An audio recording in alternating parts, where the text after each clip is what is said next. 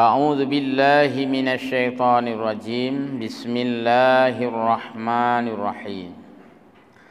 Wa idza an'amna 'alal insani a'rada wa na'a bi janibihi wa idza massahu syarru kana ya'usa. Qul kullu ya'malu 'ala syakilatihi farabbukum a'lamu biman huwa ahda sabila. Makna sepintas dalam ayat ini di mana Allah Subhanahu wa taala menyampaikan keadaan kita, sikap kita, respon kita manakala Allah memberikan nikmat, dan juga respon kita manakala Allah tidak memberikan. Jadi di sini Allah menyebutkan wa idza an'amna 'alal insani, manakala kami memberikan nikmat kepada manusia, kata Allah. Maksud dari nikmat ini adalah bisihah. Seumpama kita diberikan kesehatan, keadaan kita yang stabil, keadaan kita yang prima, keadaan kita yang fit, keadaan kita yang mangat atau bukan dalam keadaan sakit. Dan nikmat yang lain Allah berikan pada kita wasa'ah, Allah berikan kita ada keluasan, ada kemampuan, mathokih, kantong sedikit berisi, itu sa'ah. Ada penghasilan, ada income, ada uang masuk, ada pekerjaan, ada job. Ini keadaan-keadaan nikmat yang Allah berikan kepada kita. Bukan hanya itu, tapi ini adalah di antara lain nikmat yang Allah berikan pada kita dalam bentuk kesehatan dan keluasan. Sehat juga dalam makna yang luas. Sehat fisik kita, sehat keadaan, kondusif, keamanan, kenyamanan, juga sa'ah, keluasan, kemudahan. Ada yang kita butuhkan, kita ada uang, ada penghasilan dan sebagainya. Itu semua bentuk-bentuk nikmat yang Allah berikan. Manakala nikmat itu sedang kita rasakan, nikmat itu sedang kita terima, nikmat itu sedang kita pakai, Allah melanjutkan a'rada. Maka manusia itu, hamba Allah itu adalah a'rad. A'rad artinya berpaling. Yang dalam bahasa non formal itu cuek, hanya peduli, tidak open, tidak peduli terhadap yang kita dapatkan itu, karena kita lalai menggunakan. Kesehatan terus kita gunakan, tapi bukan untuk dekat dengan Allah. Keluasan terus kita gunakan, tapi bukan untuk mendekatkan diri pada Allah. Ini namanya a'rada, yaitu berpaling hambaku an dzikrina wa du'aina. Manusia berpaling artinya lalai dari mengingat Allah. Zikir bukan artinya mengingat dalam bentuk memori, pikiran, tapi zikir makna lain adalah ibadah. Maka manusia itu disinyalir, disindir oleh Allah. Nyan menyokala hatabi katua kurung bi. Gehe oleh Allah. Nya tolong bi. Karena tanya ketua tu. Artinya ditegur. Jadi kebanyakan memang manusia itu tidak dekat dengan Allah justru pada saat dia ada kesehatan dan keluasan. Bahasa Aceh de. Jadi menyonanya urang de, menyohana urang de. Jadi menyotengahna nyan de. Artinya lalai, bimbang, melupakan Allah, yang dalam bahasa Aceh itu disebut dengan do. Doi, sahabat tengah na. Nya ni preh tu watai du nya hana. Jadi ketika ada beginilah sifat manusia, maka jumlah orang salat jamaah hari-hari biasa itu lebih sedikit ketika jumlah orang salat jamaah ketika gempa misalnya, tsunami misalnya, sedang musibah besar misalnya. Itu karena manusia ya sedang dicabut nikmat. Jadi wana'a bijanibi, dan ketika manusia itu diberikan kesehatan dan keluasan dalam makna yang luas, maka mereka itu di samping berpaling dengan mengingat kami dan berdoa kepada kami, doa-doa pun dikurangi. Berdoa sikit habis salat, lagi ada ngapain doa, nanti kalau udah bokek baru kita berdoa lagi. Jadi doa-doa gadah cuba-cuba keroi gadah sahabat tengah na. Yang tengah hotel hana, menggerahung tu. Ya Allah nubi ya Allah ya hanale ya stok kabeh. Ya tena mentingat ketan. Jadi seolah-olah seperti ini. Ya, dalam ayat ini dijelaskan. Wa na'a bijanibi, dan mereka menjauhi kami lantaran menggunakan sehat dan nikmat itu mereka lalai lalu menjauhi kami, aitu ba'idu binna binafsihi. Mereka menjauhi kami dengan dirinya sendiri. Sudah kurang keterlibatan kita di dalam praktek-praktek ibadah atau praktek-praktek yang sifatnya agamis. Kurang roh katanya, kurang terlibat, kurang berkecimpung dalam persoalan-persoalan agama. Padahal Allah berikan sehat, Allah berikan kemudahan dengan berbagai ya keuntungan-keuntungan dan kemenangan-kemenangan yang Allah berikan untuk kita. Tapi saat itulah manusia tubaidu minna, mereka menjauhi dirinya dengan kami. Wa tarkit takarrubi ilaina, dan mereka meninggalkan kedekatannya dengan kami, kata Allah. Bid doa, salah satu cara dia menjauhi kami adalah dia mengurangi porsi doa. Dia tidak begitu rajin berdoa. Dia begitu menyepelekan doa, karena dia pahami bahwa doa meminta, begitu ada kurang meminta. Ini salah satu tipe manusia, salah satu karakteristik manusia. Ketika Allah berikan kemudahan, bukannya memperbanyak doa, tapi malah mengurangi, bahkan meninggalkan sama sekali. Ini sesuatu yang fenomenal dan nyata, serta ini adalah faktual sekali. Fakta ini tidak bisa dibantahkan. Firman Allah mana mungkin dibantahkan. Yang baru tanya balik-balik batana, tekahna sepuna. Watekahna li keadaan sehat, watekahna li keadaan luas, kamu feh-feh, kamu kreh-kreh. Yan barulah kita mencari cara untuk dekat dengan Allah. Padahal ketika sehat dan luas, artinya ketika Allah berikan segalanya, ini fenomena umum, manusia itu melupakan Allah. Ini kata Allah. Kemudian dilanjutkan dalam ayat ini, waqila maknahu takabburun. Ketika manusia itu diberikan kesehatan dan diberikan keluasan, manusia itu meninggalkan membesarkan Allah. Bagi orang yang pandai, mengagungkan belajarnya, bukan lagi mengagungkan Allah. Kok kamu jadi pandai? Ya, kan saya belajar. Sudah mengagungkan belajar. Bukan lagi mengagungkan Allah Al-Alim yang memberi ilmu, walaupun dengan belajar. Ketika ada orang kaya dan ditanya orang, kamu memang hebat, kamu sudah kaya. Dia bilang, ya, karena saya usahawan. Sudah diandalkan usaha, bukan lagi diandalkan bahwa Allah Al-Ghaniyu yang maha kaya dan memberi kaya.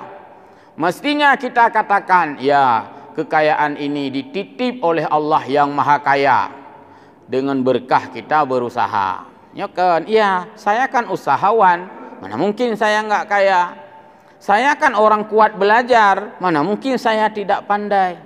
Ketika dia diberikan dengan kekuatan, yang dia andalkan adalah latihan fisik. Kamu nampaknya ini kuat sekali ya, tegar sekali kan? Iya, kan saya tiap hari olahraga. Tidak lagi dia kaitkan dengan Allah yang memberi sehat itu dan sebagainya. Nah, ini merupakan bahagian daripada manusia yang ketika diberikan sesuatu oleh Allah meninggalkan membesarkan Allah, bahkan berpaling. Yang dia andalkan, yang dia kemukakan adalah dirinya sendiri. Wa ta'azzumun, dan dia meninggalkan mengagungkan Allah Subhanahu wa taala. Wa idza massahu syarru kana ya'usa.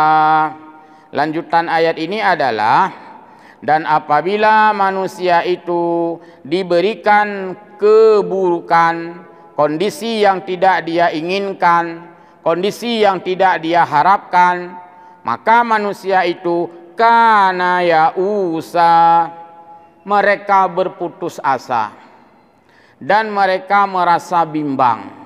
Jadi kalau kita simpulkan, diberikan kenikmatan kita lalai, diberikan kesusahan kita bimbang. Dalam bahasa Aceh, wate gubila li Allah, tua ke Allah. Wate hana gubi, ka klik-klik, ka balik-balik bertanah. Menang kira-kira. Jadi ya'usa ini dari kata ayyas, artinya putus asa. Manusia ini ketika diberikan keadaan yang tidak ia inginkan, lawan dari keadaan yang diinginkan.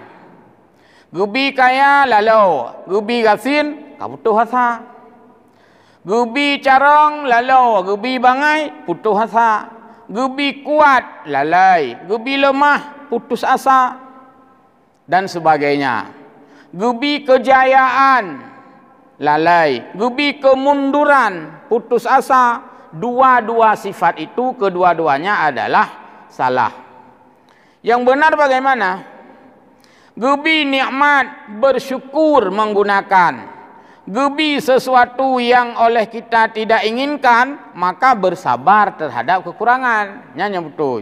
Tapi realita yang dipegang oleh Allah dalam ayat ini, ya itulah sikap manusia. Tapi nikmat, woi kita nyobi oleh Allah. Dia hanya tabinya imomo batana, balik-balik batana, putus hata. Nah, inilah ya yang Allah sampaikan pada bagian akhir surah Al-Isra ini.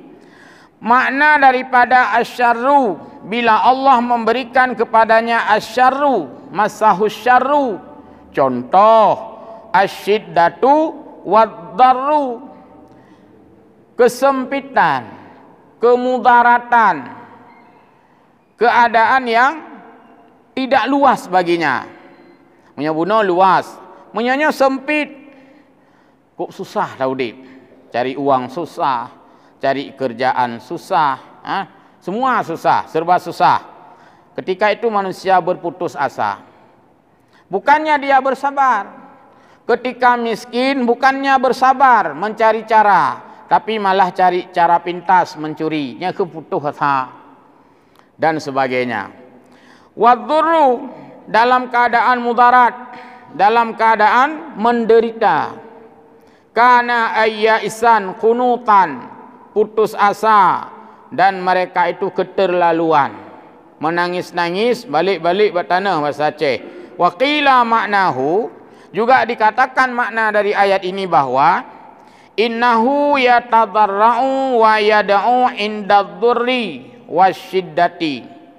Ada juga yang memberi makna karena ketika ada nikmat manusia itu lupa kepada Allah, maka giliran diberikan kesusahan, ketika itulah mereka menggebu-gebu minta doa. Kahna salah hage pepatah Aceh, sembahyang wate cirit, meratib te gempa. Karena tengah-tengah mudarat katanya. Karena tengah perle tethat. Nah, itu simbol dalam pepatah kita orang Aceh. Sembahyang wate cirit, meratib te gempa. Maksudnya salat ketika mencret, itu kita ingat Allah ketika sedang sakit saja. Ciritnya mewakili dari kata semua penyakit.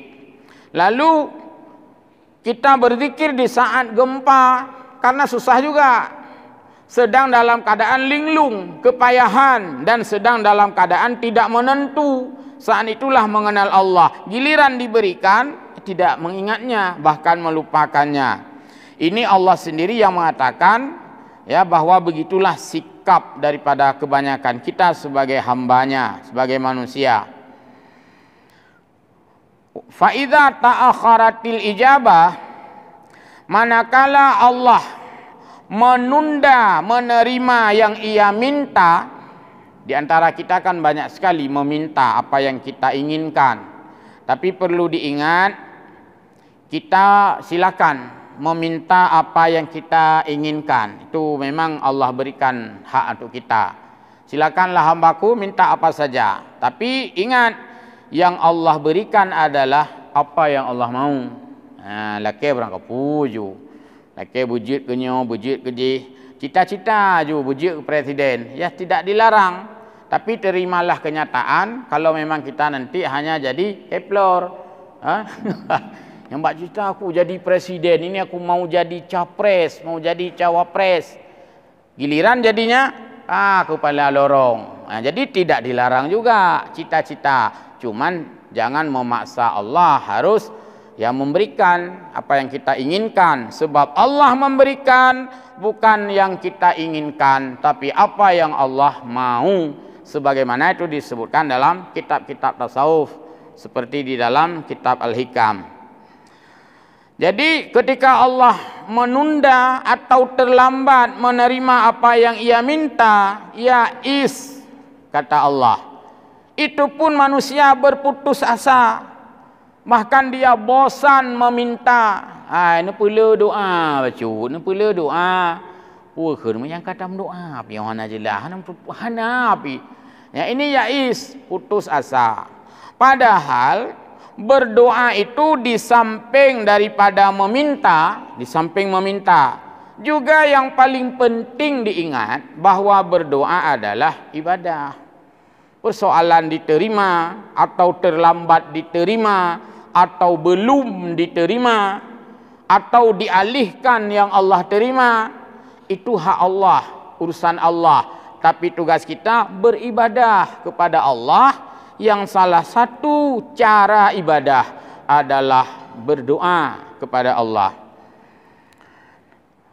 Fala yanbaghi lil mu'mini ayyada'ad du'a, tak pantas, tidak layak, tidaklah boleh bagi orang mukmin itu mengabaikan meminta kepada Allah. Tidak layak bagi orang mukmin itu meninggalkan berdoa.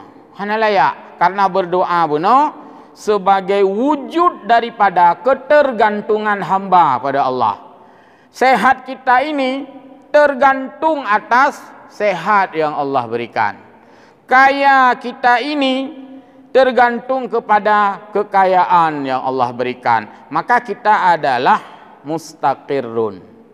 Kita adalah pembutuh.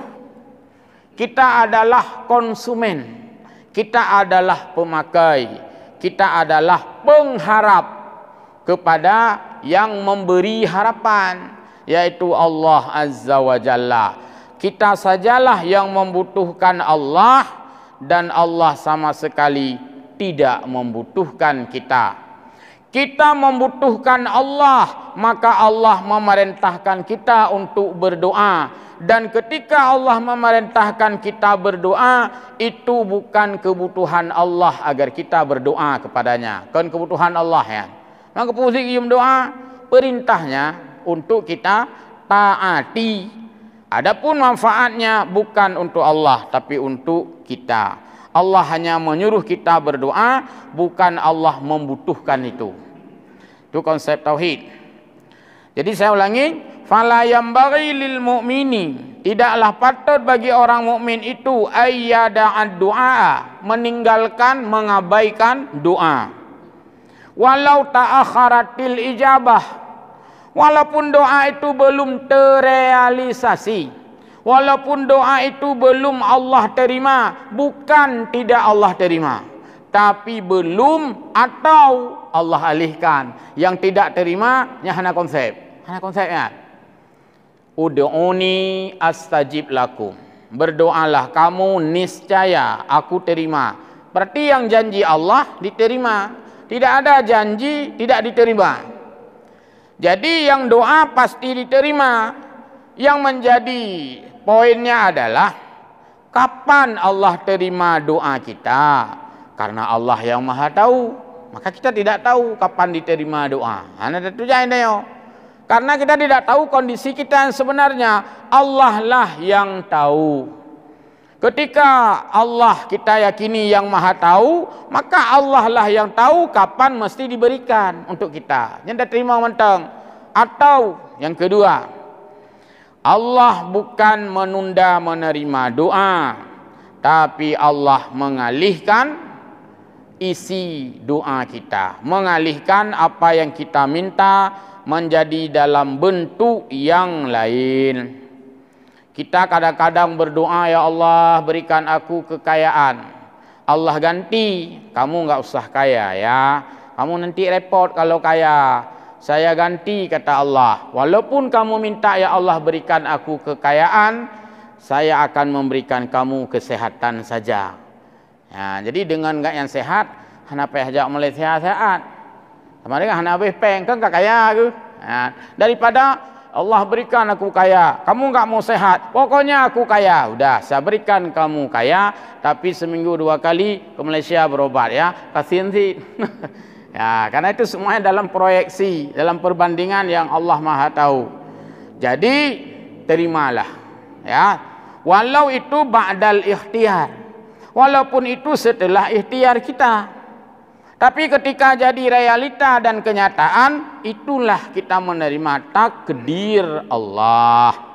Semua kita kepingin kaya, tapi kadang-kadang Allah mentakdirkan kita jadi orang miskin. Kalau kita semua ngotot harus kaya, maka hilang hukum Islam yang bernama zakat. Musuh mandumnya kaya, tapi waktu doa li sembahyang, ya Ghaniyu ya Hamid, ya Allah yang maha kaya, yang maha terpuji, aghnina bihalalik, kayakanlah aku dengan yang halal. Coba bayangkan, semua yang berdoa Allah berikan kaya semua, lalu siapa yang menerima zakat? Oh baik nak jauh ke lu, baik ni anggap lu remeh ro ni, lu kaya ke kaya ro ni. Siapa lagi yang mau terima paket kurban? Ana pengumuman kepada masyarakat Lancangaram, harap ke masjid, ke Menasah mengambil kupon kurban. Satu orang pun enggak mau datang. Nak acak kurban, pun acak kurban ro lepas habis hidung tajai. Jadi semua kaya, tidak ada lagi yang menerima karena sudah semuanya menjadi pemberi. Jadi Allah memvariasikan, membedakan dan memberikan warna. Nah kaya, nah gasin, walau mandum urang laki kaya. Ya Allah berikan aku menjadi ilmuwan, berikan aku menjadi intelektual, berikan aku menjadi orang yang cerdas, orang yang brilian, orang yang punya IQ yang sangat tinggi. Ketika Allah berikan semua seperti itu, maka guru-guru sudah tidak tahu mengajar ke mana. Hanya mengajar bu, anale pakan, aku purno demah anale murid, man murid hanya purno le, kacarang imendum pudah purno. Jadi semua sudah pandai. Di mana lagi letak proses belajar mengajar? Hanya tu purno le, nyapunya semua buat drone, urung-urung buat kacarangan drone, punya purno lop. Hanya le buat, hanya le karena mandum kacarang. Akhirnya hilanglah semua sistem yang berlaku. Ya Allah berikan aku menjadi seorang pedagang besar, menjadi semua memiliki toko serba ada. Mandumlah ke doa Allah. Ya Allah Nabi kepada lung mampu lung pegat sabah toko serba ada. Mandum keterima doanya, mu sabah toko serba ada. Siapa yang membeli lagi? Hai hana niat mau belo, putra kamu belo buat toko serba ada. Iga nyampi serba ada, sudah tidak lagi berlaku jual beli. Karena kagak terima mandum oleh Allah Ta'ala, mandum memiliki toko serba ada. Nah, jadi Allah membuat kehidupan kita ini bervariasi. Ada yang kaya sebagai pemberi, ada yang miskin sebagai penerima. Ya, ada yang alim untuk mengajar, ada yang orang awam untuk belajar. Ada yang kuat untuk membantu, ada yang lemah untuk dibantu. Padahal mandum lakai doa ya Allah Nabi long berkuat. Tapi Allah sebahagian gebi kuat, sebahagian gebi lemah. Maka ada rumus dia. Ketika kamu kuat, maka pergunakan kuat untuk membantu yang lemah, bukan untuk gedam yang lemah. Gedam, habis gedam. Ketika kamu hebat, maka gunakan kehebatanmu untuk menuntun orang yang belum hebat.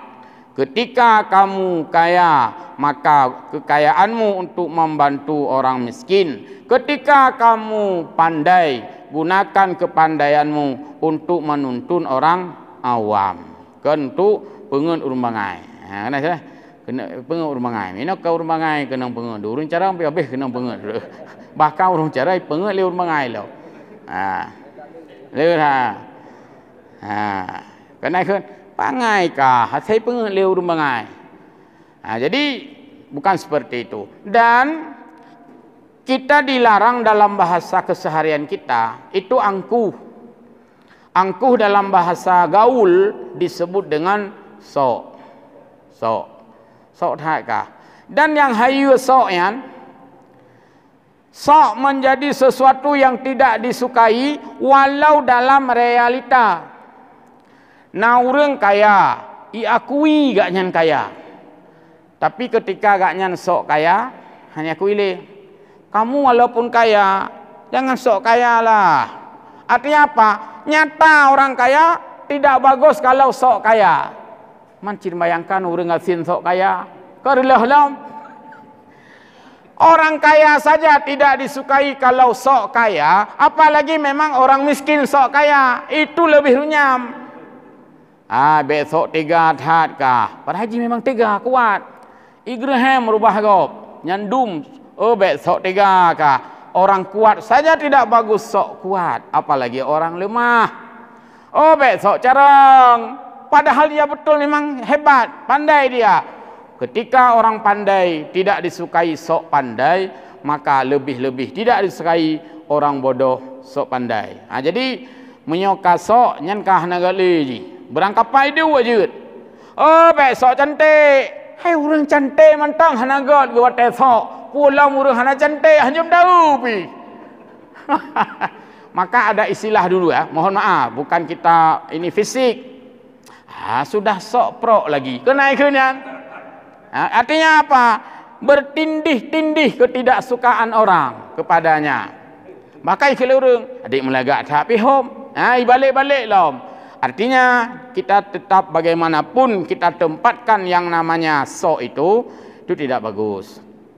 Baik, nawatan dah masih. Sedikit lagi kita akhiri ayat ini. Qul, kata Allah kepada Nabi, Qul kullu ya'malu ala syakilati. Hai Muhammad, katakan olehmu bahwa semua orang itu berbuat sesuai dengan syakilah. Syakilah ada yang memberi makna profesi. Syakilah ada yang memberi makna dengan keterampilan. Syakilah ada yang memberi makna dengan keinginan. Jadi semua kita ini sebenarnya berbuat sesuai dengan keinginan kita. Orang yang baik pasti dia keinginannya berbuat yang baik. Orang yang jahat pasti keinginannya selalu berbuat jahat. Maka orang-orang yang baik selalu yang dia tanyakan yang baik-baik, yang syakilah. Tapi orang yang jahat selalu yang dia tanyakan yang jahat-jahat. Cina pencuri mana atau hidup tetapi pencuri. Patna, itu kepak ketemu. Kitab cerita di mana ada peluang mencuri. Tapi orang-orang yang suka ilmu dia tanya, di mana kita ngaji? Malam besok di mana? Coba lihat jadual pengajian di mana. Yang syakilah heun. Yan, neu mugai boh mamplam. Hai, patna boh mamplam tak belo. Buru mugai bodrin, patna bodrin. Itu syakilah namanya. Dia agen Honda menanti, patna tahun tinggi. Itu syakilah. Nah, jadi syakilah ini adalah kecenderungan manusia. Orang yang cinta ilmu dia akan tanya, di mana ada ilmu ya? Biar kita cari. Orang yang suka harta, dia akan tanya, di mana ada harta ya? Biar kita cari. Maka itu tergantung kepada syakilah seseorang. Sehingga kalau kita teringat ya kepada pidato atau ceramah atau dakwah almarhum Kiai Haji Zainuddin MZ, kan ada kalimat yang cukup mengena, itu sampai kapanpun masih update ya, up to date selalu.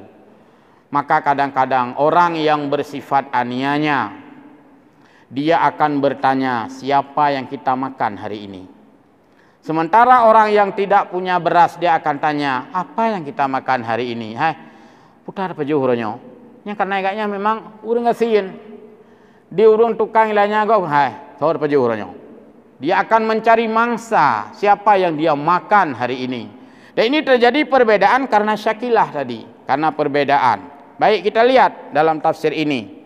Qala Ibnu Abbas, ya, syakilah itu nahiyah, kehidupan kita ya, bagaimana profesi atau pencaharian. Wa qila asyakilatu at-tariqah, jalan atau cara yang ia tempuh, ala tariqatil lati jubila 'alaiha, yang dia itu terdorong ke sana. Jadi manusia berbuat apa yang menjadi dorongan daripada keinginannya. Wa fihi ya wajhun akhara wa huwa ayyakula insanan. Oh ya, saya ulangi. Wahwa anna kulla insanin ya'malu ala hasbi jauhari nafsi. Bahwa manusia ini akan berbuat atas keinginan daripada bentuk daripada jiwanya, karakternya. Kalau orang itu taat, dia akan berbuat menurut versi ketaatan. Bicaranya bicara taat, pekerjaannya pekerjaan taat, profesinya profesi taat. Demikian juga orang yang maksiat, bicaranya bicara maksiat, perbuatannya perbuatan maksiat, profesinya pun profesi maksiat. Ini masuk dalam kategori syakilati. Lalu fa in kanat nafsuhu syarifah tahirah, kalau seseorang manusia itu mulia dia dan suci dia, sudirat anhu af'alu jamilatun, af'alun jamilah, maka dia akan membentuk profil atau membentuk watak yang indah. Kenapa seseorang berprofil atau berwatak cenderungan kepada syarifah tahirah? Dia itu cenderung melakukan yang suci, cenderung melakukan yang bersih, cenderung melakukan yang benar. Terbentuklah karakternya itu karakter yang indah. Maka ini bisa kita lihat pada praktek perilaku anak. Pat udip nemitnya. Kan bentuk watak. Anak min udip belang kelompok TPA, Taman Al-Quran. Dia hanya asyik dengan nyanyian-nyanyian Al-Quran. Dia asyik dengan tasbih, dia asyik dengan apa bacaan-bacaan. Untuk terbandingkan dengan anak min yang tumena antre. Itu dibentuk juga oleh karakternya. Karena lingkungan itu tamang dalam makna syakilah benar. Wa akhlaqun zakiyatun tahiratun, dan akan membentuk akhlak yang suci, akhlak yang bersih. Wa in kanat nafsuhu kadaratun khabisatun sudirat anhu af'alun khabisah. Kalau seseorang itu cenderung ya, jiwanya, cenderung kesukaannya, cenderung karakternya kepada yang buruk, maka dia akan membentuk pekerjaan-pekerjaan yang buruk. Ini merupakan bahagian daripada teori pendidikan yang dibelajar oleh banyak orang-orang itu. Ini terbentuk. Maka kita nyonya dibentuk oleh watak lingkungan, watak keadaan. Ya, menurut Pat Tinggai, situasi bagaimana yang kita rasakan itu akan membentuk karakter kita. Rabbukum a'lamu biman huwa ahda sabila, dan Allah Maha tahu jalan yang ditempuh oleh hambanya. Apakah ia itu baik? Allah Maha tahu. Apakah itu buruk? Allah juga Maha tahu. Semoga kita menjadi hamba yang mencari jalan yang baik, yang benar di sisi Allah Azza wa Jalla. Mohon maaf. Wallahul muwaffiq ila aqwamit thariq. Wassalamualaikum warahmatullahi wabarakatuh.